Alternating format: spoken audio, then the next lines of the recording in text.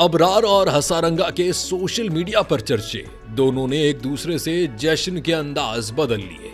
Asia cup टी20 के super 4 मरहले में पाकिस्तान और श्रीलंका के दरमियान खेले गए सनसनीखेज मैच में जहां शानदार बॉलिंग देखने को मिली, वहीं स्पिनर्स अबरार अहमद और हसारंगा की मुनफरिद सेलिब्रेशन भी तवज्जो का मरकज बन गई। अबरार ने हसारंगा को आउट करके उन्हीं के अंदाज में जश्न मनाया, जिस पर शायकीन और कमेंटेटर्स ने खूब लुत्फ उठाया। बाद अज़ान जब हसारंगा ने कैच पकड़ा और विकेट हासिल की तो उन्होंने भी अबरार के जश्न की नकल करके मैच में एक हल्की फुल्की मुस्कुराहट घोल दी। ये दोस्ताना मुकाबला न सिर्फ ग्राउंड में बल्कि सोशल मीडिया पर भी खूब वायरल हो गया। वाज़ेह है कि मैच के दौरान पाकिस्तान ने शानदार बॉलिंग का मुजाहिरा करते हुए श्रीलंकन टीम को सिर्फ 133 रन तक महदूद कर दिया।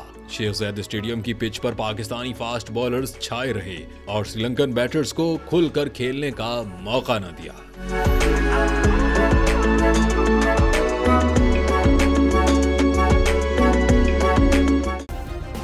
सब्सक्राइब करें और बेल दबाएं ताकि कोई खबर रह न जाए।